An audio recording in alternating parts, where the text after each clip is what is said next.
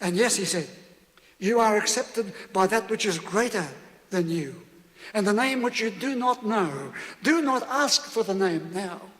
Simply accept the fact that you are accepted. And then I say, if only we would help every child experience that affirmation and that acceptance. See what a huge difference it would make to them, to their attitude to life, to their sense of being included, to their worldview, and above all, to their emotional and mental health. Every child, every adult, every elderly person, a sense of worth, a sense of identity, a sense of pleasure in being alive. Surely that's a good objective. Number 4. And it's the fourth one is the pain of unrelieved grief. You would not credit, perhaps, how widespread that pain is. The pain of unrelieved grief. We all experience many losses. Loss of a job, loss of a relationship, loss of a direction, loss of everything. And with those losses, there comes a grief. And so long as that grief is somebody else's, we're likely to say, well, that's life. But some suffer terrible experiences in their family, in wartime, in job accidents, and they say, we'll never get over this. We'll never get over this. And I say, let's help them get over it.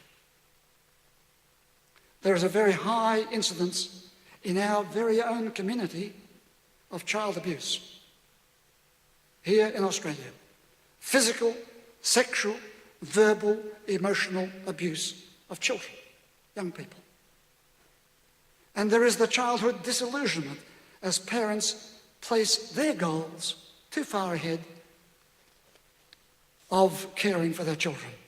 Don and Patricia Edgar, in their new book called The New Child, A Search for Smarter Grown-Ups, say children are now living in a different world from the world of the 1950s and the 1960s.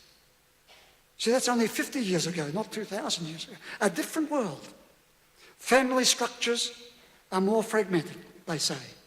Parents are often too busy.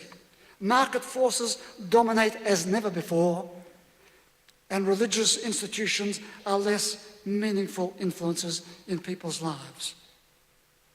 And while children of this kind of world benefit from many things, there is also a loss. And we're not sure what that loss is. What I see in either of my two jobs, I see increasing numbers of parents seeking professional help with children, for children. Children who are not performing to expectation. Children who are angry and destructive, who are violent and self-destructive, who even in their kindergarten years have serious emotional and behavioural problems. So we all grieve, surely. Grieve a little for a kind of world that is no more. And there are many people moving from place to place in searching, from job to job, from country to country, with a similar story. There are some things that we can't ever get over. We've never been able to express our real feelings. And some will even say we've never even been able to grieve. So the new faith searches for ways to heal those wounds, to heal those negative, unpredictable moods, to heal troubled relationships, to heal that deep spirit of hunger. For the old faith is no longer regarded as helpful. We're living in times of many stresses and stress illnesses, violence in the streets at night, uncertainties on many fronts. The new faith encourages everyone of every faith and of none to search for the good, the tender, and the beautiful. That would be a worthwhile objective, wouldn't it?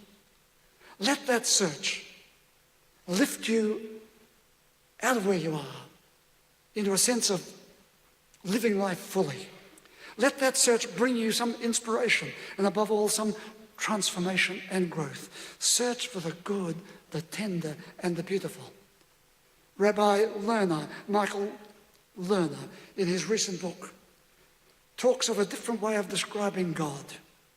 He says, God is that force in the world that makes possible the transformation of that which is to that which ought to be.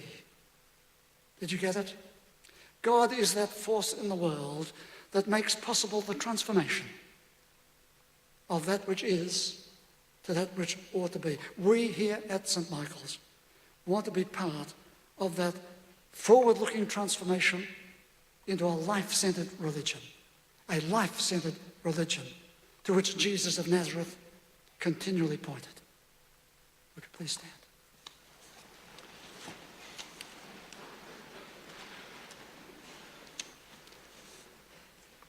And we say together, Our Father. Our Father, who art in heaven, hallowed be thy name. Thy kingdom come, thy will be done on earth as it is in heaven.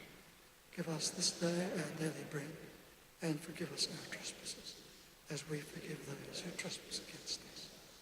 Lead us not into temptation, but deliver us from evil. For thine is the kingdom, the power, and the glory, forever and ever. Amen.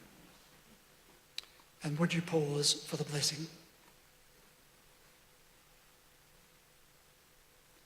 May the God you see in all the colours of creation arouse in you a sense of awe and wonder. May the God who is a sacred presence be real to you. May the God who is a source of inspiration and courage keep calling you forward. May your God go with you and bless you today and always.